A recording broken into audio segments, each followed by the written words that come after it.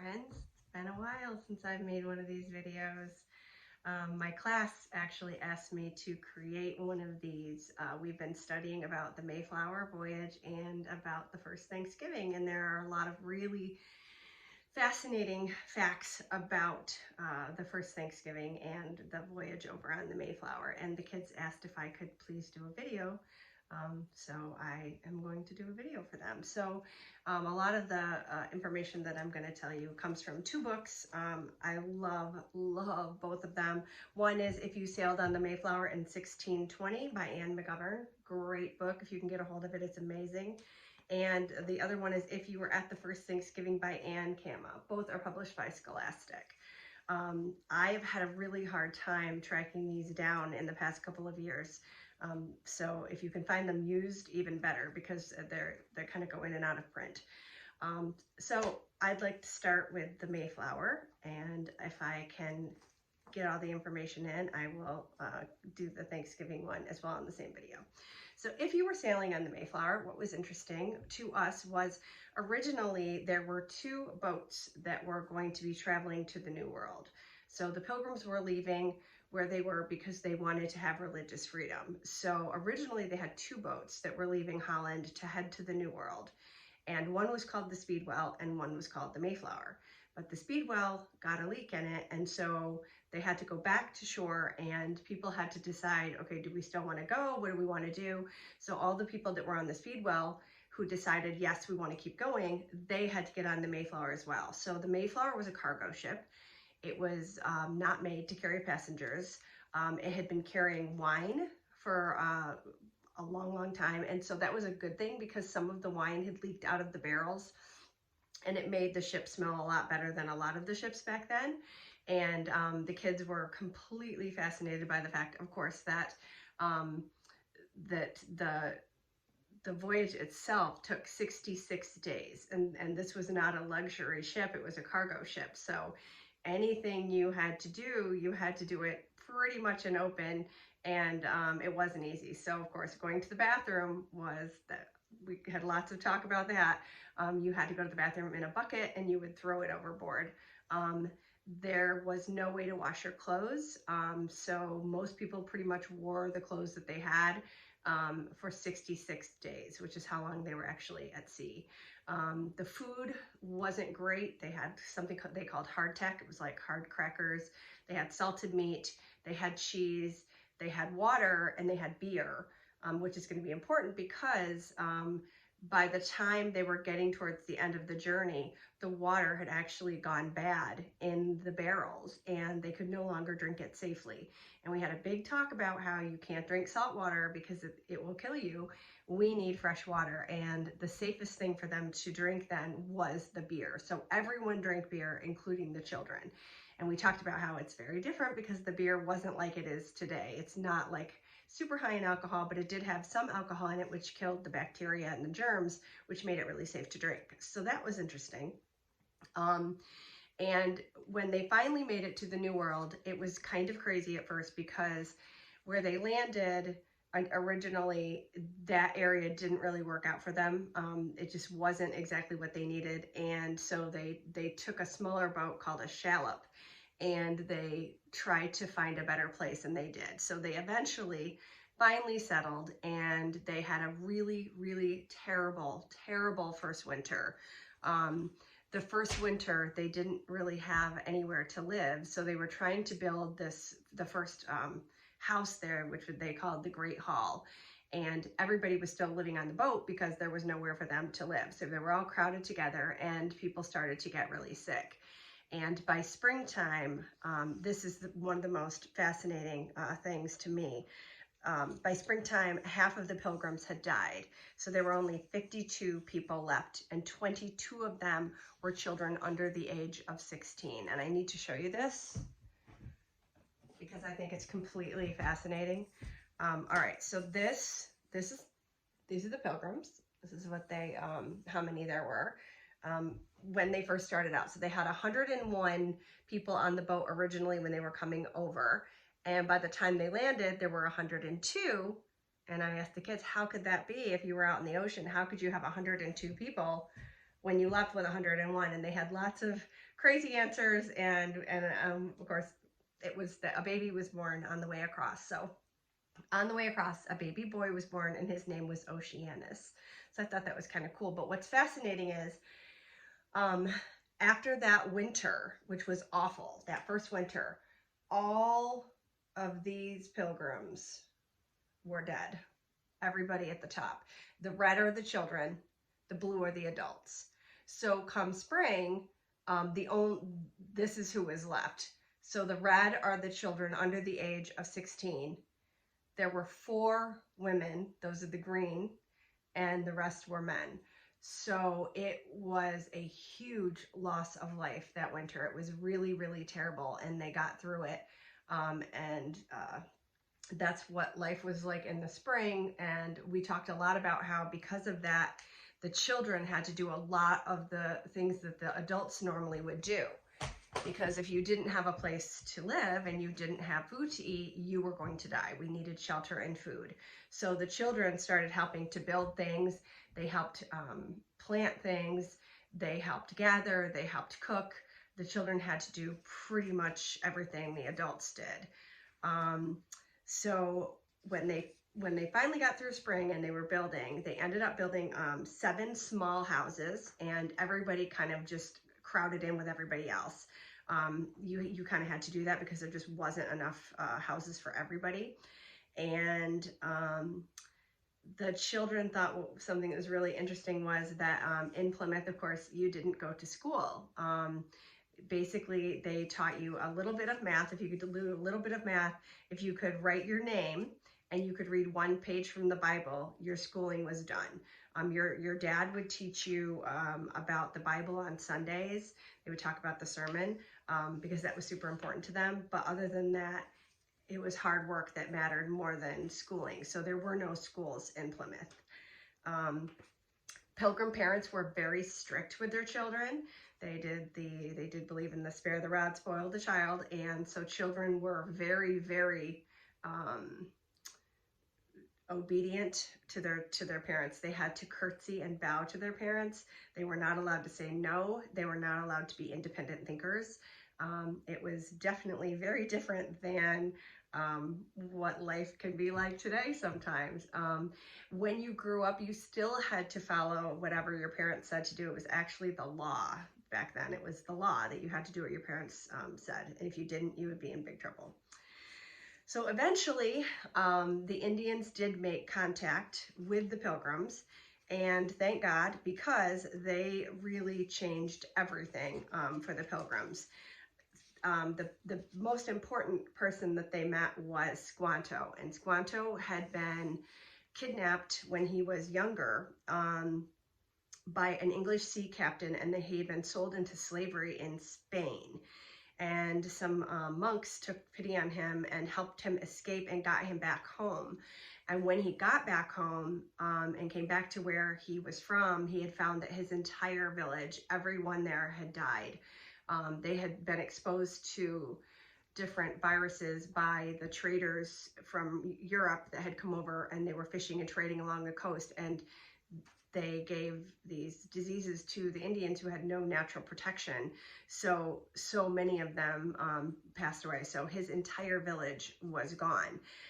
But it did explain to the Pilgrims how there had been so much land already cleared. We talked a lot about how the kids it's hard to wrap your head around not having anything. Everything had to be made. Everything had to be created. Your clothing was made from scratch. You had to get your food. You had to grow it. You had to kill it. You had to salt it. You had to preserve it. Everything had to be made. Your furniture. So it's really fascinating because thank goodness for Squanto. So he taught them how to grow things in that environment, and they had really struggled with that. Of course, they had gotten here in November, so you're going into winter, so there was no way for them to start planting, obviously, in November. At that point, it was just trying to live off the food that they had left and trying to build shelter to get them into houses and off of that boat. Okay, so a lot of this is about the children because, of course, the children are are so important, and they like to hear about themselves. So the children were very important in the village. They worked, they had to pick the berries and the plums, they fed the chickens, they weeded the gardens, they had to throw rocks at the foxes and the crows who were trying to steal the fish out of the cornfield. They would catch eels in the creek with their feet. They would push them out of the mud and grab them with their hands. Squanto taught them how to do that. They ate a lot of eels back then, and we looked that up, and it freaked us all out quite a bit, which was fun. The first harvest was a huge success, especially coming after that horrible winter they had had previously. It was a really big success, so they really wanted to celebrate that they had survived. And they never did, they didn't call it Thanksgiving at the time, they just called it a harvest festival, which is what they had back in England. They would have harvest festivals, so if you had said Happy Thanksgiving to a pilgrim, they would not know what you were talking about. So they needed lots and lots of food, and so they got lots of geese, they got deer, which was a very big deal because back in England, of course, the only people who ate venison were the very wealthy who owned the forests where you could hunt the deer. So most common people had never tasted venison. So that was a huge treat for them. There was turkey at the first Thanksgiving. There was a lot of food. 4 women, remember the green squares? The 4 women that survived. The 4 women that survived cooked the entire meal for 150 people. And children obviously helped a lot too. They spun the spit so that the meat would cook.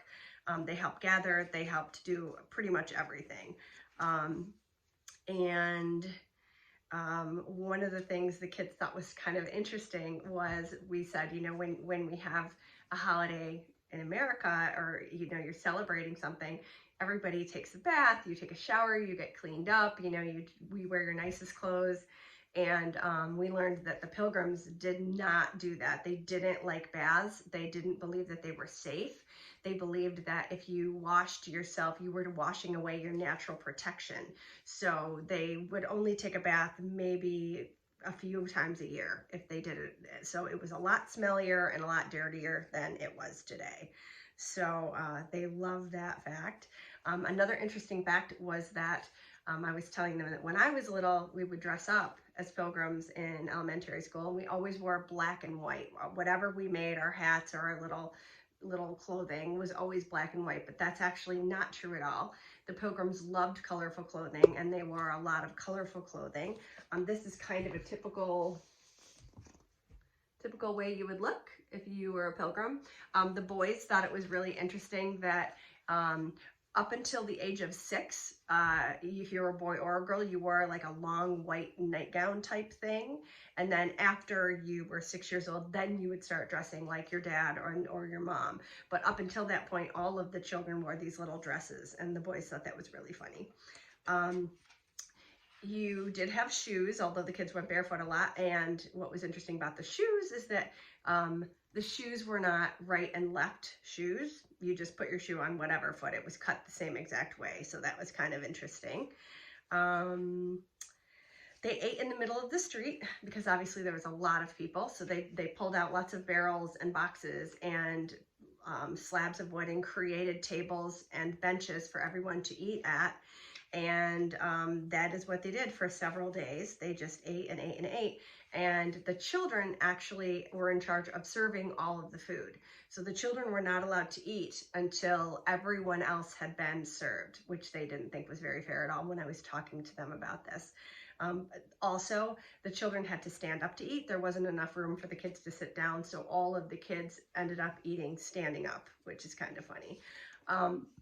How you would eat was you would, first you'd get your big, huge napkin. Everyone had a huge napkin. It was about 3 feet by 3 feet. And it was super important because back then there wasn't a lot of silverware. So you would wipe your hands on your napkin before you reached in to get whatever food you wanted to get. If it was meat, you could use your napkin to hold the meat because the meat was hot. But you would wipe your hands and then reach into whatever the communal stuff was to get what you wanted to eat.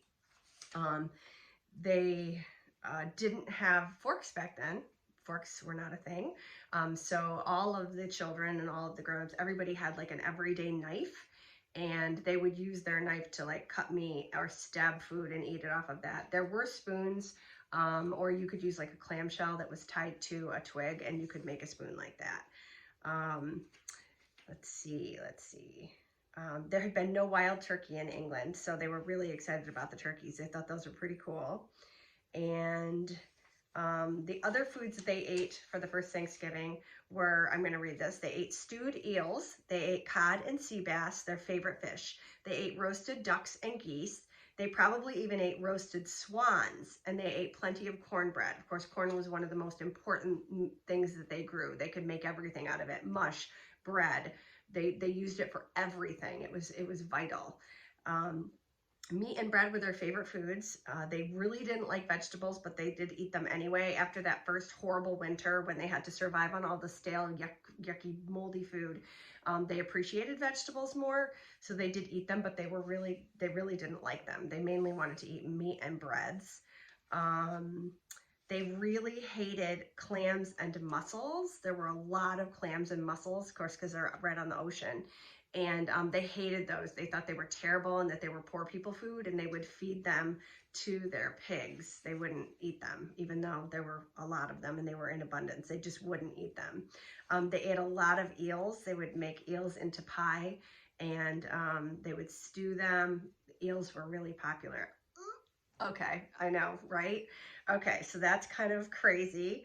They had boiled pumpkins. They had beans. But the biggest thing was, of course, the deer meat. They thought that was just the greatest because they had never had it, and it was wonderful. They didn't have cranberry sauce, which is kind of fun. We had the other day was National Cranberry Jelly Day. Cranberry Relish Day was, I think, Friday. And so we talked about how many of us actually like it. And only 2 kids in my class actually said they really liked it. Most of the kids don't like it. And I said, it's kind of one of those things you like when you grow up. You start liking it when you grow up. But the Pilgrims did not eat that because there was no sugar back then. They didn't have sugar. They didn't have honey either because there were no honeybees until later on when honeybees were brought to America. So there wasn't a way of sweetening things. So one of the things that the kids found interesting was it said, like, when could you eat your dessert? And they said you could eat dessert pretty much whenever you wanted. All the food was just on the table. And so once everyone was served, you could eat whatever you wanted, whenever you wanted. But desserts would have been things like dried fruits.